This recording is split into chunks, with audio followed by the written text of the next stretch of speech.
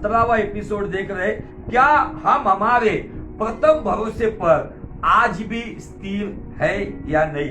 तो उसके लिए हमने इब्रानी का 3रा अध्याय और वचन 12 से लेके 15 तक इन वचनों का चुनाव किया है। Hebrews chapter 3 from verse 12 to 15। हे भाइयों, चौकस रहो कि तुम में से ऐसा बुरा और अविश्वासी मन ना हो जो तुम्हें जीवित परमेश्वर से दूर हटा ले जाए। वरन जिस दिन तक आज का दिन कहा जाता है, हर दिन एक दूसरे को समझाते रहो, ऐसा ना हो कि तुम में से कोई जन पाप के छल में आकर कठोर हो जाए, क्योंकि हम मसीह के भागीदार हुए हैं। यदि हम अपने प्रथम भरोसे पर अंत तक दृढ़ता से स्थिर रहें, हम हमारे प्रथम भरोसे पर अंत तक दृढ़ता से स्थिर रहे, जैसा कहा जाता है, जैसे कहा जाता है, यदि आज तुम उसका शब्द सुनो, आज वो हमको दिया है, आज हम जिंदे हैं, आज इस पृथ्वी पर हम मौजूद है, तो आज अगर हम उसका शब्द उसके कलाम के द्वारा सुनते हैं तो अपने मन को कठोर ना करो। अपने मन को कठोर ना करो। इसका मतलब अगर वचन के द्वारा, जो ऑनलाइन के माध्यम से जुड़े हुए, जो यहाँ पे बैठे हुए, वचन के द्वारा अगर आपको कहीं ना कहीं परमेश्वर का वचन तलवार के नहीं अगर आपके आर पार हो रहा है तो उसको होने दो। अगर आपके कठोर हृदय के ऊपर जो चट्टान के नहीं अगर उसके ऊपर अगर हथौड़ा पड़ रहा है तो हथौड़ा पड़ने दो।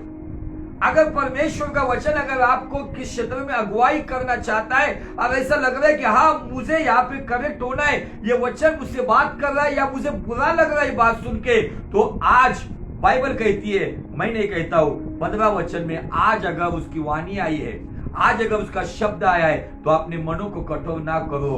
अगर आप कठोर करोगे तो आगे आप घर जाके पढ़ सकते हो कि आगे जो न्याय हुआ है या जो विनाश हुआ है, जो लोग जो प्रतिज्ञा के देश में जाने से रह गए हैं, जिनको सुसमाचार सुनाया गया था लेकिन उन्होंने उसको वो लाभ उठा नहीं पाए, उसका कारण एक था कि जो मूल बात हम देखते कि वो कहता है कि भाइयों चौकस रहो। नंबर 1, तुम में से कोई बुरा मन वाला, नंबर 2 अविश्वासी मन वाला, और नंबर 3 खुदावन से दूर जाने वाला। ये 3 कैटेगरी के जो लोग आज इस संसार में हमें दिखते हैं। भले ही चर्चे शुरू हुए, लेकिन कल रात को भी मैं एक पास्टर से बात कर रहा था 1 बजे के लगभग। वो कह रहे थे पास्टर जी हमारा चर्च शुरू कर रहा हूं, लेकिन पता नहीं क्या लोग स्थिर है, क्या लोग उसी प्रथम भरोसे में, उसी प्रथम प्रेम में इंग्लिश में दिया है ओरिजिनल कन्विक्शन, जो पहला एहसास। क्या उस पहले एहसास में हम चल जा रहे, उस पहले एहसास में प्रभु के पीछे चल रहे, या केवल एज अ फॉर्मेलिटी में हम लोग चल रहे? आज इन बातों को देखना होगा। अगर मेरे अंदर वो ओरिजिनल कन्विक्शन है तो बाइबल कहता है कि मैं उसका पार्टेकर या उसका भागीदार हूं। अगर मैं उसकी भागीदारी में रहना है, मुझे उसकी भागीदारी को बरकरार रखना है, तो उसके लिए एक टर्म्स और कंडीशन दिया है। यदि हम हमारे प्रथम भरोसे पर अंत तक, आखिरी सांस तक, हालात कुछ भी हो, फाइनेंशियल प्रॉब्लम हो, फैमिली प्रॉब्लम हो, पर्सनल प्रॉब्लम हो, जॉब के प्रॉब्लम हो, मिनिस्ट्री के प्रॉब्लम हो, कुछ भी प्रॉब्लम हो, इन सभी परिस्थितियों में जो अंत तक दृढ़ता से स्थिर रहेगा वही मसीह का भागीदार होगा। हालेलुया।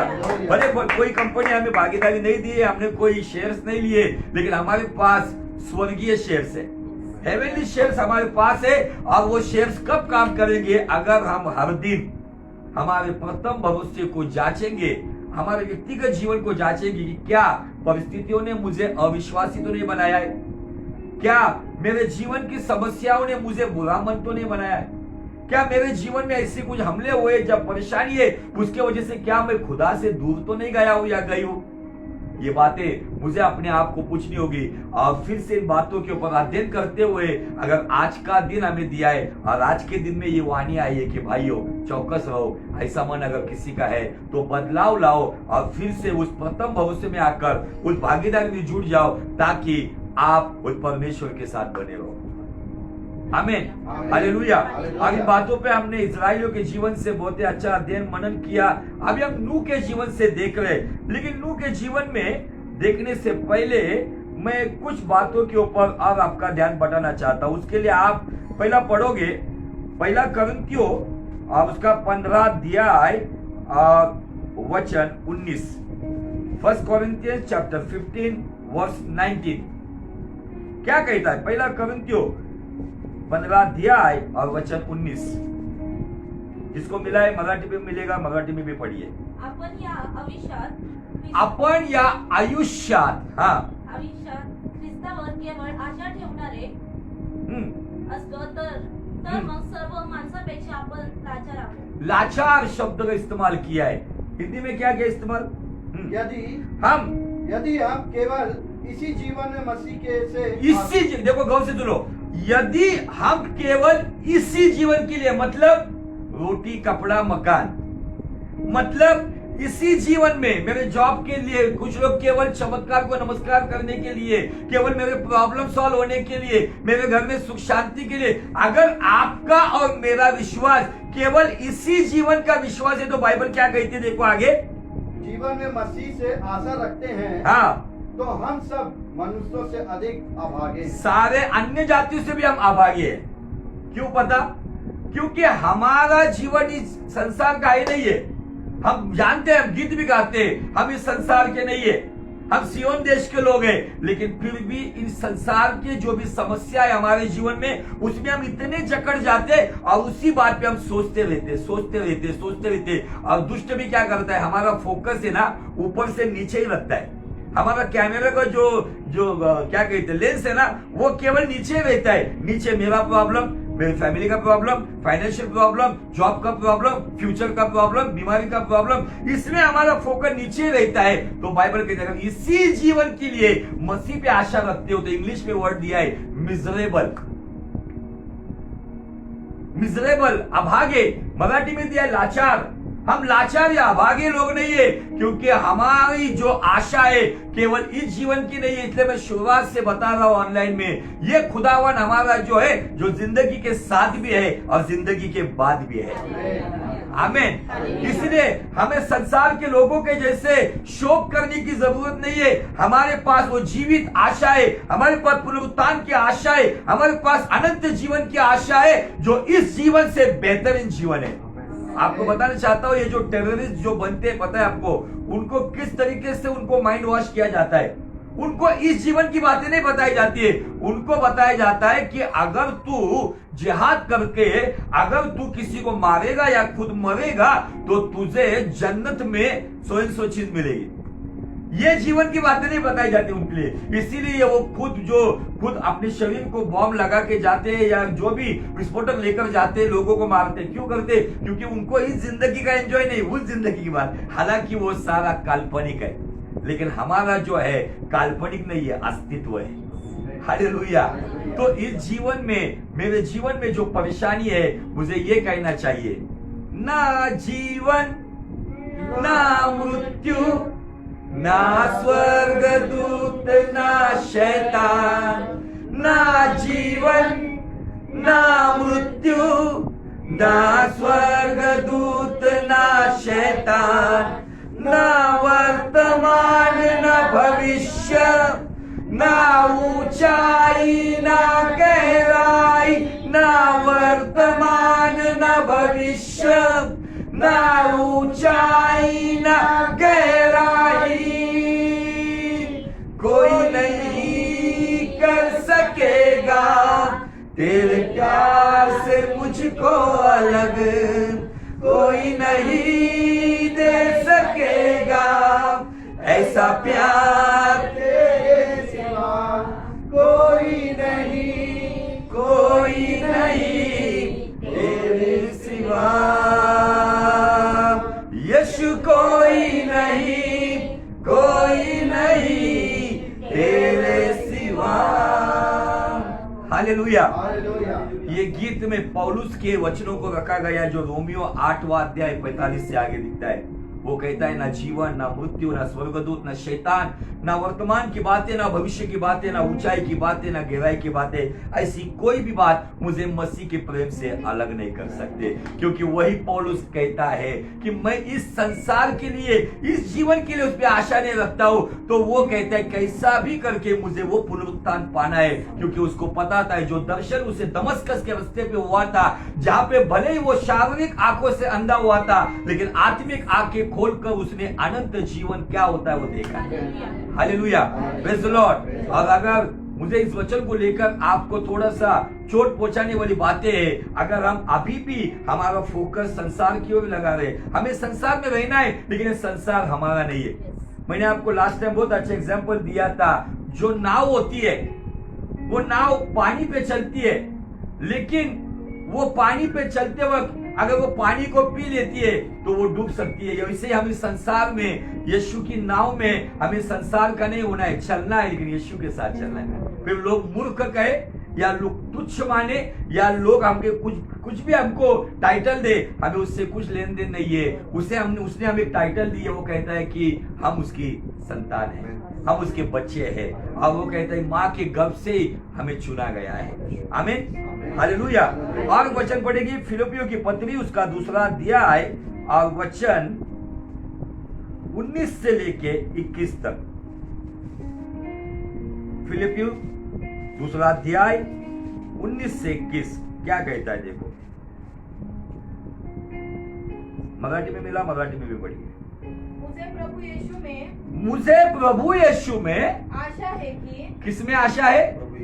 मेरे अभिषेक पे आशा नहीं है, मेरी सेवकाई कितनी बड़ी उसमें आशा नहीं। मैंने हजारों चर्चेस को स्थापन किया, मैंने हजारों सेवकों को बढ़ाया, मैं जेल में जाकर आया हूं, मेरे द्वारा मुर्दे जिलाए गए, इस बात पे नहीं। वो कहता है मुझे प्रभु में आशा है कि मैं तिमोथी को तुम्हारे पास तुरंत भेजूंगा। फिलिपियों की कलीसिया को कहता है ताकि तुम्हारी जो आज बुरी हालात है, जो दशा है, उसको सुनकर मुझे शांति मिले। जो परिस्थिति आपकी है उससे प्रभु ने आपको बाहर निकाला या आप स्थिर हो, उसके द्वारा मुझे शांति मिले। क्योंकि मेरे पास ऐसे स्वभाव का कोई नहीं जो शुद्ध मन से तुम्हारी चिंता करे। मतलब पौलुस के पास एक ही लीडर था, उस लीडर के बारे में वो कहता है हजारों लीडर उसने पैदा किए, हजारों चर्चेस उसके पास है, हजारों लीडर्स, डिकन, पास्टर्स थे, लेकिन वो कहता है मेरे पास एक है जो मेरे स्वभाव का और शुद्ध मन से तुम्हारी चिंता करे। आगे, क्योंकि सब अपने स्वार्थ की खोज में रहते हैं, सब अपने स्वार्थ की खोज में रहते हैं, न कि यीशु मसीह की। कभी कभी हम इतने अपने स्वार्थ में, अपने प्रॉब्लम में, अपनी बातों में, हम शुरुआत के समय में प्रभु की बातें, प्रभु का राज्य, प्रभु की सेवा, प्रभु की सब बातों को बहुत महत्व देते, लेकिन क्या होता है धीरे धीरे जैसे मैं वो कैमरा देखता हूँ, वो जैसे ऊपर से नीचे नीचे नीचे नीचे ऐसा नीचे आके रखता है ना कि वो उसको केवल जमीन ही दिखती है। इसलिए प्रभु क्या पौलुस कहता है नीचे की बातों की ओर नहीं, ऊपर की बातों की ओर ध्यान लगाओ।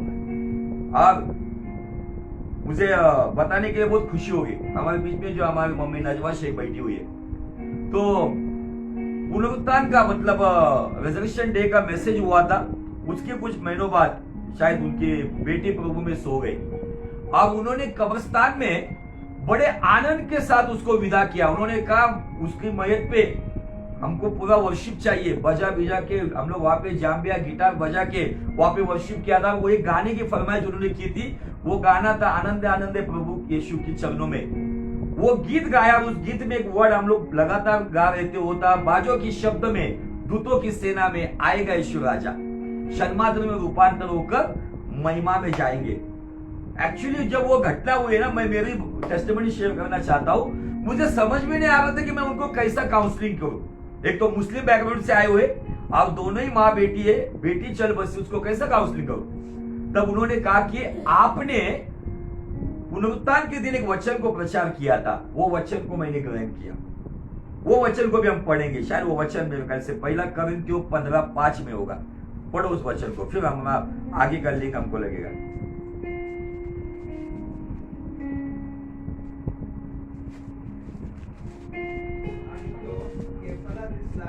नाही ना, दुसरा काय चुकतेवर.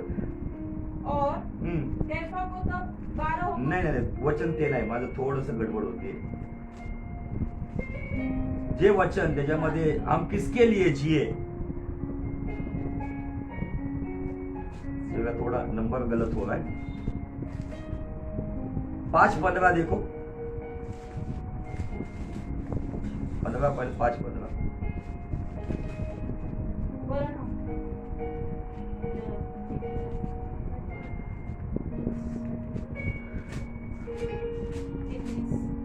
वाच. क्योंकि जब मनुष्य के द्वारा मृत्यु आई तो मनुष्य ही के द्वारा मरे हुओं को पुनरुत्थान भी आया, और जैसे आदम में सब मरते हैं वैसे ही मसीह में. नहीं नहीं, वो वचन है 15:4 बरोबर. तो पुरला गेला, हाँ शास्त्राप्रमाणे तिसऱ्या दिवशी त्याला पुन्हा उठवण्यात आले. नहीं, वो वचन है, मैं बहुत बार उसके ऊपर प्रचार कर चुका हूँ. 52. वाच. और यह क्षण भर में नहीं, वचन ऐसा है कि वो हमारे लिए, तू आता काय म्हणतो, पुरला गेला, गाडला गेला. 22 मध्ये म्हणे, कारण जसे आदमामध्ये सर्व मरतात, नहीं, तो वचन की शुरुआत है ऐसे, जो हमारे लिए मरा और जो हमारे लिए उठा, यहाँ से आगे हम उसके लिए जिए. 2 Corinthians 5:15. ओके, वाचा. 2 Corinthians 5:15. 1 Corinthians मध्ये शोधतो आपण. आणि हा. तो सर्वांसाठी याकरिता मेला की जो सर्वांसाठी याकरिता मेला की जे जगतात जो जीवित है त्यांनी पुढे स्वतःकरिता नव्हे वो आगे खुद के लिए नहीं, तर त्यांच्यासाठी हाँ, जो मेला जो मरा व पुन्हा उठला और फिर जी उठा त्यांच्याकरिता जगावे. उसके लिए जाए. हालेलुया. आमीन. तो ये 2 Corinthians 5:15 पे हमने पुनरुत्थान के दिन प्रचार किया था. इतनी पढ़ी लिखी नहीं हो, लेकिन मैंने उसको पूछा कि आप इतने स्थिर या स्टेबल कैसे रहे, तब उन्होंने कहा कि ये वचन मुझे मिला था, आपने बताया था उसी वक्त कि यहां से आगे मैं खुद के लिए नहीं, उसके लिए जीऊं. तो ये वचन क्या करता है, वचन हमें हियाव देता है. लेकिन आजकल की बातों में हम लोग देखते हैं हमारे फाइनेंशियल प्रॉब्लम है, जिनके फाइनेंशियल प्रॉब्लम चल रहे हैं, जिनके घर के प्रॉब्लम चल रहे हैं, जो फुटपाथ पे रहते हैं, आप उनको देखो और खुदावन को धन्यवाद दो, उनसे हम अच्छे हालात में हैं. लेकिन कभी कभी हम इतने मतलब स्वार्थ से भर जाते हैं कि ऐसा लगता है कि नहीं, हमारा ऐसा क्यों, मेरा पति ऐसा क्यों, मेरी पत्नी ऐसी क्यों, मेरे बच्चे ऐसे क्यों, मेरे माँ बाप ऐसे क्यों, मेरे भाई बहन ऐसे क्यों. लेकिन उन लोगों को देखो जिनका कोई भी नहीं है.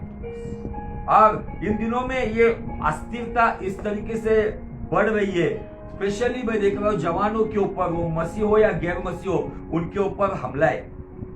इजीली अपने जीवन को बर्बाद कर रहे, या तो नशीली बातों में, वासना में, और आगे जाके खुदकुशी में.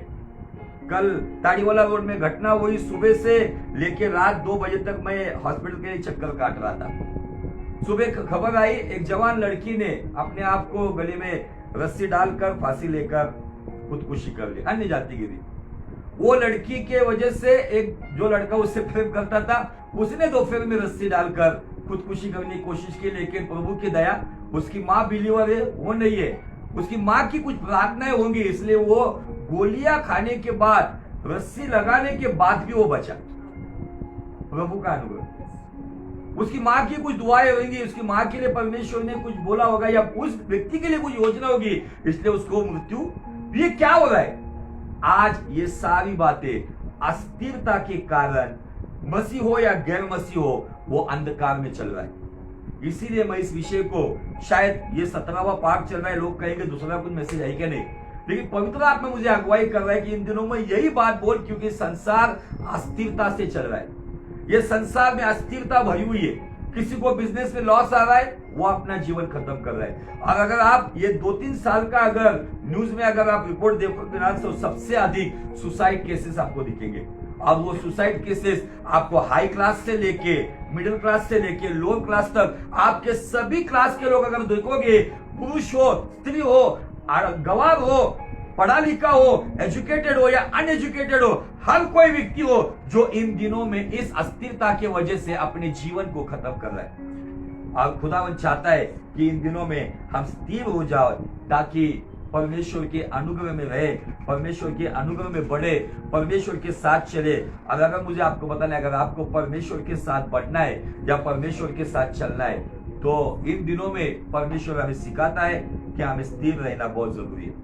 अगर ये स्थिर हमारे जीवन में नहीं है, अगर ये स्टेबिलिटी हमारे जीवन में नहीं है, तो न्याय के समय धन दौलत हमारा बड़ा नाम काम में नहीं आएगा। न्याय के समय में केवल जो वचन हमें मिला, जैसे एक एग्जाम्पल, एक जीवित गवाही मैंने नजमा शेख मम्मी की दी कि उनको वो वचन भले पढ़े लिखे नहीं है, लेकिन वो वचन हृदय में था कि यहाँ से आगे जो मेरे लिए मरा, जो मेरे लिए उठा, मैं उसके लिए जीऊं।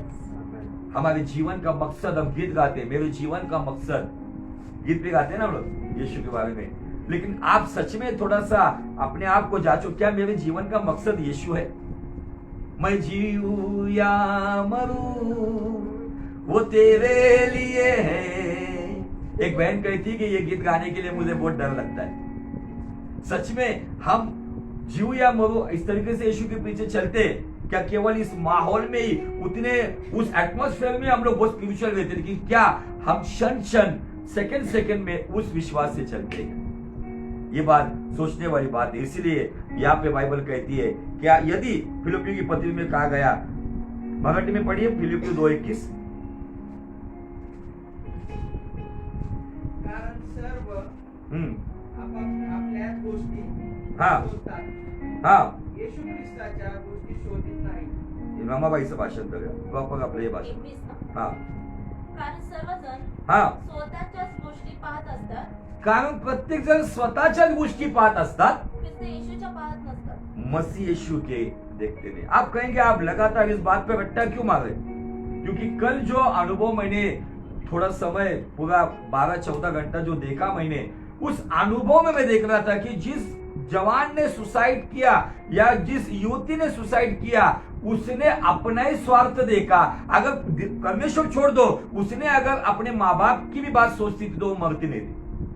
जो जवान ने अपने आप को फांसी लगाई, वो केवल अपनी चाहत की बात छोड़कर अपनी माँ की चाहत या अपने परिवार की चाहत रखता तो शायद प्रभु दूर रह गया, लेकिन परिवार की भी चाहत ना रहने की वजह से उसने अपने आप को खत्म करने की कोशिश की।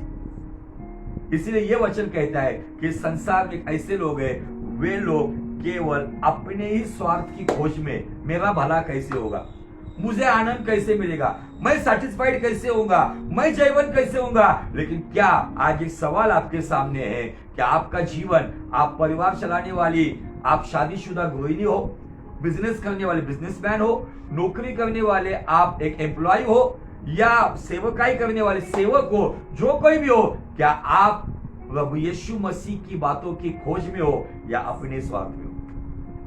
जैसे हमने अभागों के बारे में देखा कवियों की पत्री में, क्या हम इसी जीवन के लिए यीशु में विश्वास रखते? तो बाइबल कहते हैं हम अभागे हैं।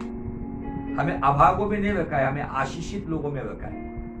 अब्राहम की आशीष हमें मसीह यीशु में मिलती है, उसने उसी जीवन के लिए नहीं। तो चलिए अब्राहम ने किस जीवन को देखकर अपना जीवन जिया? इब्रानी का 11 अध्याय, और उसके वजह से क्या हुआ ने बहुत सुंदर बात मैं आपको बताना चाहता हूं। इब्रानी का 11 अध्याय और वचन 14 से आगे, इब्रानी 11:14। जो हाँ ऐसी बातें करते हैं हाँ, वह प्रकट करते हैं कि कुछ गलत पढ़ रहे क्या? हाँ, राइट बरोबर। जो ऐसी बातें कहते हैं हाँ वह प्रकट करते हैं कि हाँ स्वदेश की खोज में है, हाँ और हाँ, जिस देश में वह निकल आए थे, अब्राहम और सारा जिस देश से, मतलब उनका जो प्रॉपर देश था, जो कसदियों का उस देश से वो निकले थे, यदि उसकी स्तुति करते तो यदि उसकी स्तुति, मतलब उसी देश के बारे में, उसी मुल्क के बारे में, उसी जमीन के बारे में या उसी भूमि के बारे में अगर स्तुति रखते थे, तो उन्हें हाँ, लौट जाने का अवसर था। उन्हें लौट जाने का अवसर था। 25 साल में 25 साल में कोई रिजल्ट नहीं था। बड़ी बड़ी प्रतिज्ञा परमेश्वर ने उत्पत्ति 12 अध्याय में दिया, तुझे ये मिलेगा, फलाना मिलेगा, लेकिन 25 साल से रिजल्ट जीरो था। अगर उनका ध्यान अगर उनके मुल्क की ओर होता था, उनका ध्यान अगर उनके देश की ओर होता था, तो उनको लौट जाने के लिए बेहतरीन मौका था, वो लौट भी सकते थे। देखो आगे क्या हो उसके। पर वे एक उत्तम हाँ अर्थात हाँ, स्वर्गीय देश के अभिलाषी हैं। वो स्वर्गीय देश के अभिलाषी थे। हालेलुया। वो उनका कसदियों का जो देश था, वो मेसोपोटामिया जो से कहा जाता है, जिसे इराक आज कहा जाता है, उस देश का अभिलाषी नहीं था। उसको अवसर था, 10 साल हो गए कुछ नहीं मिला, 15 साल हो गए कुछ नहीं। कुछ लोग ये कहते हैं ना, प्रभु में आने से पहले अगर ये होगा तो मैं विश्वास करूंगा। ऐसे लोगों के पीछे समय बर्बाद करना नहीं, क्योंकि चमत्कार का जो फाउंडेशन है वो विश्वास है ना? क्या विश्वास का फाउंडेशन चमत्कार है? चमत्कार का फाउंडेशन पहले विश्वास रखेगा तो चमत्कार पाएगा। लेकिन संसार क्या कहती है? पहले चमत्कार फिर विश्वास रखूंगा। ऐसे लोगों कहता है, ये चमत्कार को नमस्कार करने वाली बड़ी भीड़ मुझे छोड़ के गई है, मुर्दा भी जिलाया है सेवकाई में। लेकिन ऐसे लोग टिके नहीं, क्योंकि चमत्कार को नमस्कार करने वाले उनके दिन जैसे बदलते वैसे परमेश्वर बदलते। लेकिन जिसमें सच में विश्वास रखा है, उसे चमत्कार मिले या ना मिले, अपमान मिले या सम्मान मिले, वो खुदावन को छोड़ता नहीं है। आमीन। देखो क्या कहा गया है, उत्तम देश स्वर्गीय देश के अभिलाषी है। इसलिए देखो ये बहुत मुझे इतना वचन छूता है ना ये। हाँ, इसलिए परमेश्वर, हाँ, उनका परमेश्वर कहलाने में हाँ, उसने नहीं लज्जा की। मुझे इतना आशीष मिलती है ना, मैं खुदा को कहता हूँ, प्रभु मुझे कुछ नहीं चाहिए, मुझे ये ऐसी टेस्टिमनी चाहिए। क्या टेस्टिमनी है? परमेश्वर क्या कह रहा है? उनका परमेश्वर होने की मुझे शर्म नहीं आती। कभी कभी पाप करे, मुझे शर्म आती, मैंने ऐसे औलाद को पैदा किया है ना। लेकिन यहाँ पे इतनी बड़ी टेस्टिमनी है ना, मैं चाहता हूं प्रभु मुझे मेरे बारे में तेरी गवाही ये हो। मुझे कोई बड़ा मुकुट नहीं चाहिए, बड़ा कोई वतन नहीं चाहिए, लेकिन मुझे वो स्थान चाहिए कि जो अब्राहम और सारा के बारे में उसने दिया। इसलिए परमेश्वर उनका परमेश्वर होने से लज्जाता नहीं। किस लिए? अगर इसलिए आया मतलब किस लिए? इसलिए कि उन्होंने जाने का अवसर था, बैक टू पैवेलियन होने का अवसर था, पीछे जाने का अवसर था। 25 साल कोई नतीजा नहीं था, 25 साल कोई भी प्रतिज्ञा के अनुसार बातें नहीं थी, फिर भी वो बने रहे। इसलिए खुदावन को उनके ऊपर फक्र महसूस हुआ, और इसलिए खुदावन कहता है मुझे उनका परमेश्वर होने की शर्म नहीं आती है। इसका मतलब इनका परमेश्वर होने का मुझे फक्र महसूस होता है। इसलिए उसकी पहचान है अब्राहम का, इसहाक का, याकूब का परमेश्वर। Hallelujah, praise the Lord. क्यों? क्योंकि वो अस्थिर नहीं हुए। क्यों? वो पीछे नहीं हटे। क्या उनको लोगों ने ताने नहीं मारे होंगे? क्या उनको लोगों ने जलीकटी बातें नहीं सुनाई होगी? क्या हालात विपरीत नहीं हो गई थी? बाइबल कहती कि उसकी जवानी मरी हुई जवानी थी, सारा का गर्भ भरा हुआ था, लेकिन उनके पास मौका था अपने देश लौटने का, लेकिन वो लौटे नहीं, क्योंकि उन्हें वो इसहाक की आशीष से अधिक वो उत्तम और स्वर्गीय देश की बाट जो रहे थे। इसीलिए बाइबल कहता है जो उत्तम और स्वर्गीय देश मतलब इसी जीवन के लिए नहीं तो अनंत जीवन की ओर देखकर जो अपनी चाल चलन ठीक रखता है ना, आज भी परमेश्वर उन लोगों में अब्राहम और सारा को देखता है, और आज भी कहता होगा कि इनका परमेश्वर होने से मुझे लज्जा नहीं तो मुझे फक्र महसूस होता है। Hallelujah, praise the Lord.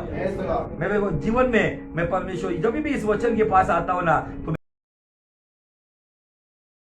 मेरा हृदय भर जाता है। कुछ नहीं चाहिए, परमेश्वर के मुंह से निकलने वाली ये बातें चाहिए। कैसा लगता है एक बाप अगर उसका बेटा अगर उसको शर्मनाक हरकत करता है तो वो कहता है कि मुझे शर्म आती है कि मैंने ऐसे औलाद को जन्म दिया। लेकिन अगर एक बाप अगर उसकी औलाद अगर उसके नाम को ऊंचा उठाती है, उसका दिल भर के आता है, उसकी कॉलर टाइट होती है, कहता है हाँ मुझे फक्र है कि ये मेरी औलाद है। आमीन, हालेलुया, प्रेज़ द लॉर्ड। तो हमारा वो बाप है।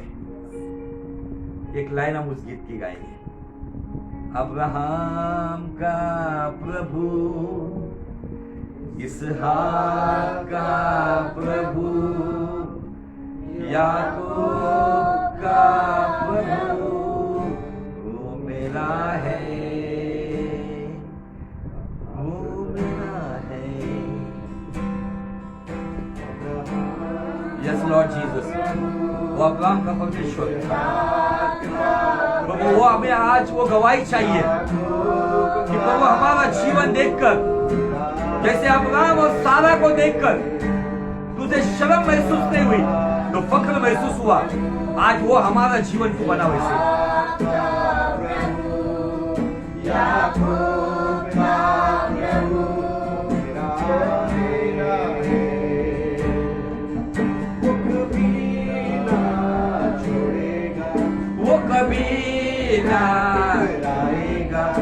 कभी ना छोड़ेगा, वो कभी ना टुकराएगा। वो मेरा है, वो मेरा है, अब्राहम का प्रभु, यस लॉर्ड, याकूब का प्रभु, वो मेरा है, वो मेरा है। आमीन, आमीन, हालेलुया। हालेलुया। क्या आपने आशीष पाई इन वचनों से? तो खुदावन के लिए ताली बजाइए।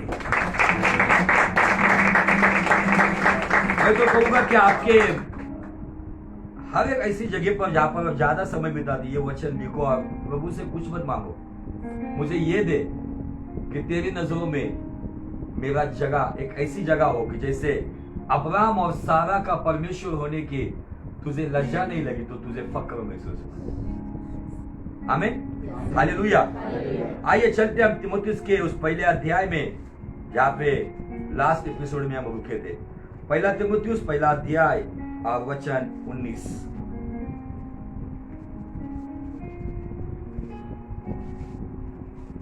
पहला तीमुथियुस पहला अध्याय, फर्स्ट तिमोथी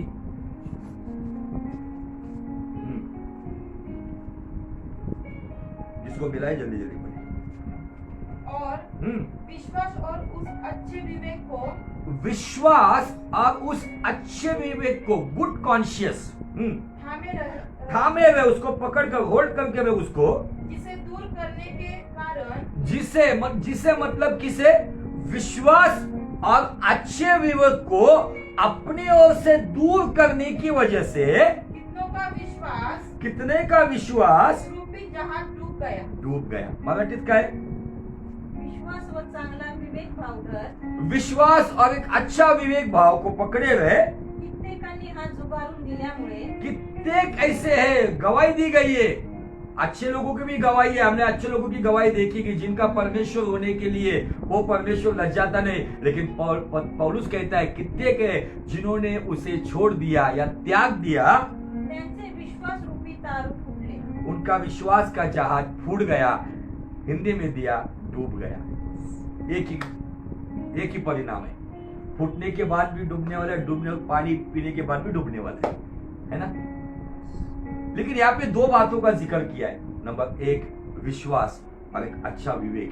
अगर इसको थाम कर रहते हम तो हमारा जीवन का जहाज ना तो डूबेगा ना तो फूटेगा। तो हम इस बात को लेकर नूह के परिवार के जीवन के बारे में देख रहे थे कि बाबा नूह के परिवार में ऐसी क्या खासियत थी कि जिसके वजह से उन्होंने 120 साल तक ये कठोर परिश्रम करते हुए ऐसा विश्वास रखा, इस तरीके से वे चले, उन्होंने परमेश्वर की बातों पर यकीन किया। और यकीन करने वाला व्यक्ति पहले था नूह, उसके बाद उसकी पत्नी, नाम नहीं दिया है, नाम पूछो मत। बाइबल में ऐसे बहुत सारे लोग वापस छोड़ते नहीं। वो केत के पत्नी का नाम क्या था? अब क्या करने का बाबा, तेरी पत्नी का नाम रखने का है क्या? ऐसे ऐसे सवाल। नूह की पत्नी का नाम क्या है? तेरी बेटी का नाम रखने का है क्या? अगर ये सब बात डिटेल में अगर लिखी जाती थी या वहां पे रखी जाती थी तो हमारा उत्पत्ति का किताब ही जो है ना कम से कम 10 किलो का हो जाता था, डिटेल्स में अगर लिखना है तो। नए नियम में यहूदा का किताब एक ही अध्याय का है, वो इतना फास्ट लिखा है उसने, अगर सभी बातें लिखेगा तो वो 5 किलो का हो जाता था। यहाँ पे बाइबल तो कैरी करने के लिए बहुत सारे लोगों को दिक्कत है, अगर पूरा डिटेल्स में लिखेंगे तो कैसे करेंगे। और ऐसा भी सारी बाइबल्स अलग अलग किताबें में तो उसको जोड़ दिया गया पवित्र आत्मा की अगुवाई में। तो नूह के जमाने में जो परिवार जिसके बारे में हम देख रहे हैं, वो परिवार में अस्थिरता क्यों नहीं आई? वो परिवार उन परिस्थितियों में, जैसे हमने लास्ट टाइम देखा कि उन स्त्रियों को शायद उन लोगों ने ताने मारे होंगे, मजाक उड़ाया होगा। और हम लोगों ने एक बात देखी थी, वो जहाज के लिए लकड़ियां नूह और नूह के बच्चे काट कर लाते होंगे, तख्तियां लंबी लंबी काट के लाई होंगी। जैसे परमेश्वर ऊपर से मेजरमेंट देता था कि इतनी उसकी चौड़ाई होनी चाहिए, इतनी लंबाई होनी चाहिए, वैसे वैसे लकड़ियां लाती होंगी। उस टाइम पे लोहा था क्या अवेलेबल कील मार के ठोकने को? फिर जहाज को बांधना पड़ा, है ना। बांधने के लिए क्या जरूरी है? रस्सी। रस्सी कहां से आई? घास से रस्सी बनाई गई। और मोस्टली रस्सी बनाने का काम कौन करते, पुरुष या स्त्री? घास कौन काट के लाते गांव में? कौन बनाते? और उसके लिए हमने नीति वचन 14:1 में दिया है कि बुद्धिमान स्त्री अपने घर को बांधती है। वहां पे 1 नहीं, 2 नहीं, 3 नहीं, 4 बुद्धिमान स्त्री थी। भले संसार उनको मूर्ख समझ रहा था। जैसे हमने लास्ट टाइम देखा, शायद वो सुबह सुबह जाते होंगे और उनको बताया होगा कि बाबा कल उसको जोड़ना है या रस्सियों से बांधना है, इतनी रस्सी लगने वाली है। एक साइड बच्चे पेड़ काटने को जाते होंगे और दूसरी साइड ये सारे जेंट्स एक साइड जाते होंगे और लेडीज एक साइड जाते होंगे। वहां से वो लकड़ी काटते और यहाँ से ये घास लेकर आते वक्त, तब लकड़ी लेके आते संसार उनके ऊपर हंस रहा होगा, या घास लाते हो वहां पे वो लेडीज उनके ऊपर हंसी होंगी। लेकिन उन्होंने लोगों के हंसी की ओर ध्यान नहीं दिया। उनको पता था जिसने आज्ञा दी है वो निश्चय ऐसा कुछ करने वाला है। हमको लोगों की बातों पे कान नहीं लगाना, हमें परमेश्वर की बातों पे कान लगाना। इसलिए मैंने नीति वचन 14:1 को चुना था। वहां पे स्त्री को कहा गया उसका काम है बांधना। आज की डेट में ये आत्मिक दशा में क्या है, घर में जो स्त्री है, फिर वो कोई भी एज की हो, जैसे हमने तिमोथियुस के परिवार की जो स्त्रियों के बारे में देखा था, उसकी दादी लोइस और उसकी माँ यूनिके, पौलुस कहता है जो विश्वास उनके अंदर था वही विश्वास तिमोथियुस मुझे तेरे अंदर दिखता है। क्यों? क्योंकि जो लोइस ने यूनिके के अंदर बांधा था, यूनिके ने जो तिमोथियुस के अंदर बांधा था, वो सारा परिणाम संसार को दिख रहा था। केवल मसीह परिवार में रहना, मसीह परिवार से इतने पीढ़ियों से मैं मसीह हो, इससे कुछ नहीं होगा। मैंने मेरे आगे की पीढ़ी के लिए क्या बांधा है, मैंने किस तरीके से उनको जोड़ा है, किस तरीके से उनको मैं एकत्रित किया है, किस तरीके से मैंने परमेश्वर की बातें, अभी वो अलग बातें कुछ लोग सुनते नहीं है, बगावत करते, अपनी मनमानी करते हुए जाते, लेकिन आपका और मेरा कर्तव्य है कि उनको बनाना और तैयार करना। आमीन। आइए चलते हैं वहां पे उत्पत्ति की किताब में, जहां पर नूह के परिवार की कुछ बातें देखेंगे। लेकिन उस बातों को देखने के पहले उस संसार का परमेश्वर ने विनाश क्यों किया, उसके कुछ कारण हम देखेंगे। तो उत्पत्ति का 6वां अध्याय और वचन 5 पढ़ेंगे। यहोवा ने देखा कि मनुष्य की बुराई पृथ्वी पर बढ़ गई है और उसके मन के विचार में जो कुछ उत्पन्न होता है, जो भी मनुष्य के मन में उत्पन्न होता है वह निरंतर बुरा ही होता है। वो कभी कभी नहीं, निरंतर बुरा होता है। और हमारा जो मूल विषय है या मूल वचन हमने लिया है, भाइयों चौकस रहो, इब्रानी 3:12 में, तुम में से कोई बुरे मन वाला। अगर पहला कारण अगर आप पूछोगे कि प्राचीन समय में जल प्रलय से परमेश्वर ने सृष्टि का विनाश क्यों किया, तो रीजन नंबर 1 यहाँ पे दिया है, बुरा मन निरंतर था। आगे पढ़ेंगे डायरेक्टली 10 वचन और नूह से 11 पढ़िए। उस समय पृथ्वी परमेश्वर की दृष्टि में बिगड़ गई थी। कारण नंबर 2, पृथ्वी बिगड़ गई। अभी रास्ते पर जाओगे तो आपको दिखेगा पृथ्वी सृष्टि कैसी बिगड़ी हुई है। जिसको जो नहीं पहनना है वो पहन रहा है ना, जिसको नहीं दिखाना है वो दिख रहा है। ये बिगड़ी हुई हालात नूह के जमाने के जैसे। ये दूसरा कारण। आगे और उपद्रव से भर गई। कैसे भरी हुई है? उपद्रव से भरी हुई है। कहीं पर भी जाओ आकार मचा हुआ है, कहीं पे कोई किसी को मार रहा है, किसी का लहू बहा रहा है, कहीं पे बॉम्ब ब्लास्ट हो रहा है, कहीं पे बड़े ऐसी वारदातें हम देख रहे, ऐसी कुछ घिनौनी बातें हम देख रहे कि जो सुनने के लिए भी हमें इजी नहीं है। 6 महीने की बच्ची पर भी कोई रेप किया जाता है। ऐसी ऐसी बातें आज पृथ्वी में उपद्रव से भरी हुई है। मैं आज सुबह को मनन कर रहा था, प्रभु ऐसी कौन सी बात थी कि तुझे उस संसार, तू कहता है कि मनुष्य से मैं प्रेम करता हूं, मेरे पुत्र को मैंने दिया, तो उस वक्त वो मनुष्य नहीं थे क्या? तब परमेश्वर ने वचनों से बात किया कि पृथ्वी में जो लोग रहते हैं उनके मन में निरंतर बुरे विचार आ रहे थे। पृथ्वी बिगड़ गई थी और ऐसे उपद्रव से भरी हुई थी। ये 3 जेन्युइन कारण है। ये 3 जेन्युइन कारण के वजह से परमेश्वर ने उस वक्त वो न्याय किया। लेकिन उस 3 बुरे कारण में 3 अच्छे कारण का एक व्यक्ति हमें दिखता है जिसका नाम है नूह, जिसके बारे में बाइबल इसी 9 वचन में कहता है कि ये नूह धर्मी था। ये नूह उस समय के लोगों में खरा था और ये नूह उस समय के लोगों में परमेश्वर के साथ साथ हनोक के जैसे चलता था। हालेलुया। 3 कारण है विनाश के और 3 कारण है उद्धार के या सुरक्षा के। आमीन। आज मैं इस संसार में हूं। क्या ये संसार नूह के जमाने का नहीं है? यीशु मसीह के आने के चिन्हों के बारे में अगर हम मत्ती के 24-23 अध्याय में अगर हम देखेंगे, वहां पे क्लियर कर दिया कि मनुष्य के पुत्र का आना कब होगा, जब नूह के जमाने में लोग अपनी धुन में रहेंगे, अपने स्वास्थ्य में रहेंगे, खाएंगे पिएंगे, मौज मस्ती करेंगे, हाय तब घे करुण, तब उसका आना होगा। लेकिन उस समय मतलब इस समय अगर मैं और आप नूह के जैसे धर्मी जीवन जो यीशु के लहू से हमें मिला है, खरा जीवन जो पवित्र आत्मा की सत्यता से हमें मिला है, परमेश्वर के साथ साथ चलने वाला जीवन जो वचन के द्वारा प्राप्त होता है, अगर इन परिस्थितियों में बिगड़ी हुई सृष्टि आज भी है, उपद्रवी सृष्टि आज भी है, पूरी तरह से बुरे मन की सृष्टि आज भी है, लेकिन इस परिस्थिति में परमेश्वर नूह के स्वभाव के लोग ढूंढ रहे हैं कि कौन है नूह के जैसे खरे, कौन है नूह के जैसे धर्मी, कौन है नूह के जैसे इन परिस्थितियों में मेरे साथ साथ चल रहे। उनके परिवारों को मैं उस जमाने में मैंने हाथों से जहाज बनाने के कहा था, लेकिन जहाज मैंने 2000 साल पहले बना के रखा है। वो जहाज का नाम है यीशु। जो परिवार उस जहाज में जाएंगे वो यीशु उन्हें सुरक्षित रखेगा। आमीन। हालेलुया। Praise the Lord. चलते आगे 7 अध्याय का पहला वचन उत्पत्ति का। तब यहोवा ने नूह से कहा, तब यहोवा ने नूह से कहा, तू अपने सारे घराने समेत, तू अपने सारे घराने समेत। अभी घराने में थे कितने लोग? उसको छोड़ के 7 लोग, उसको पकड़ के 8 लोग।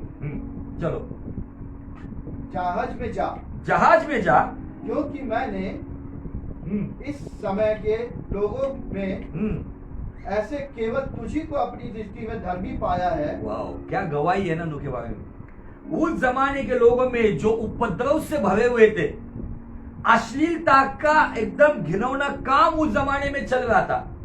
बाइबल अगर आप पढ़ोगे उसको गौर से, क्या मनुष्य क्या प्राणी, जो सेक्सुअल सीन हम देखते हैं उस जमाने में बहुत ही जड़ तक बढ़ गए थे।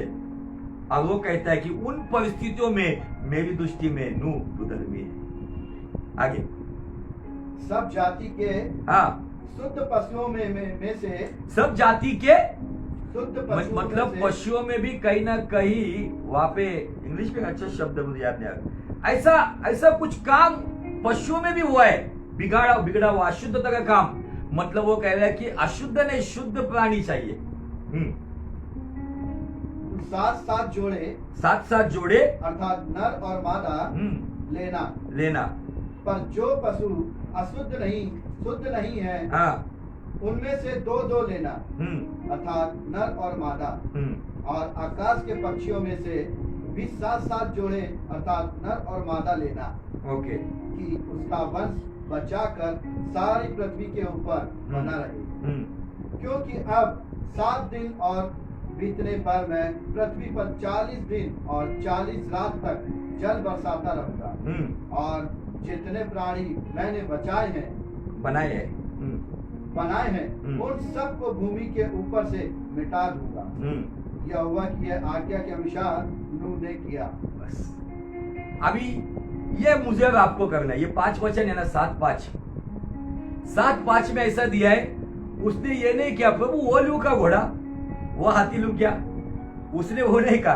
प्रभु ने कहा ये प्राणी, ये शुद्ध प्राणी, अशुद्ध प्राणी, ये पक्षी, ये सब चाहिए।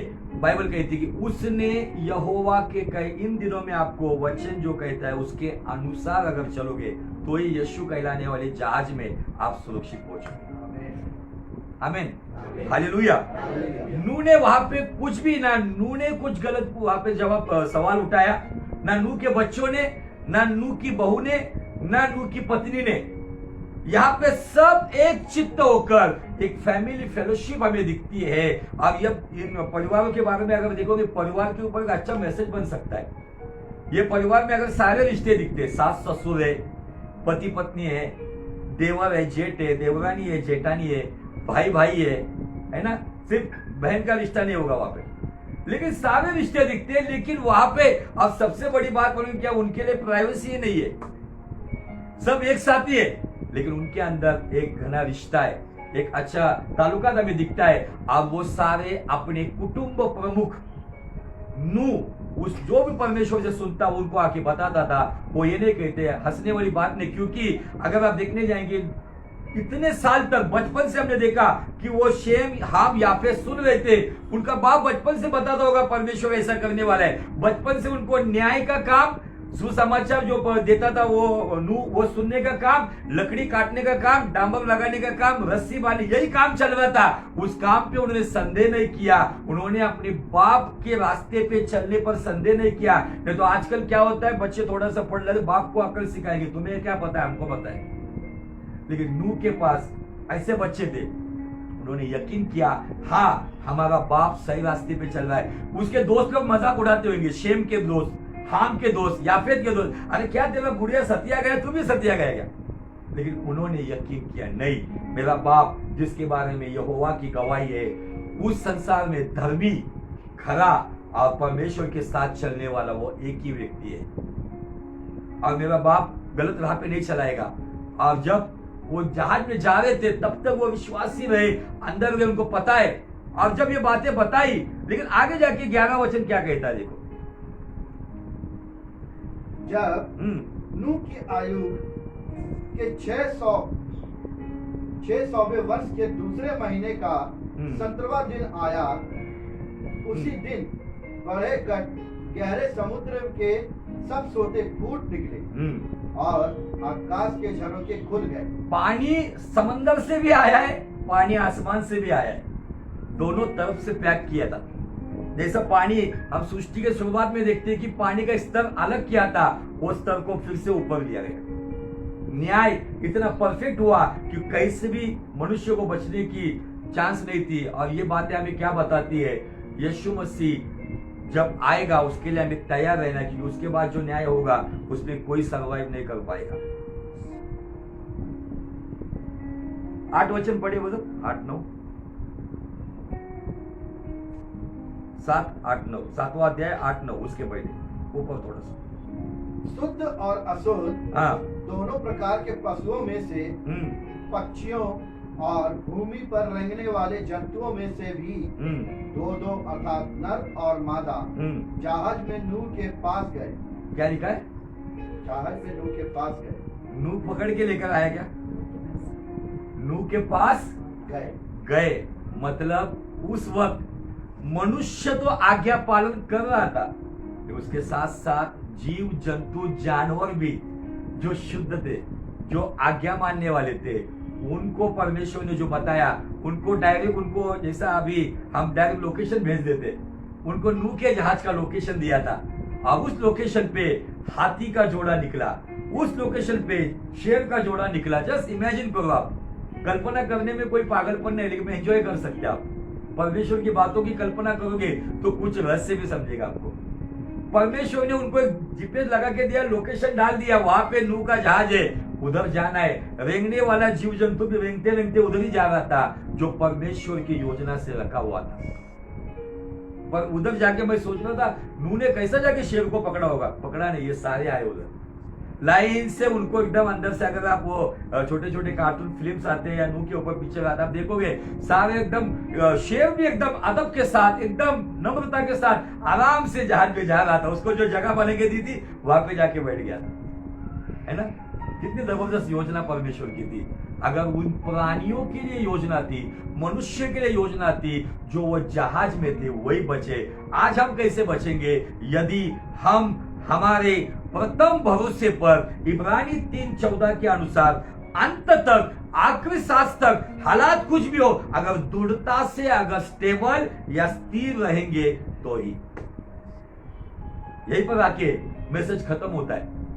फिर से अपने आप को पूछने की जरूरत है, जानवर आज्ञा पालन करते हुए जहाज की ओर गए, मैं तो जानवर से भी श्रेष्ठ हूं। क्या मैं यीशु कहलाने वाले जहाज के पास चल रहा हूं आज?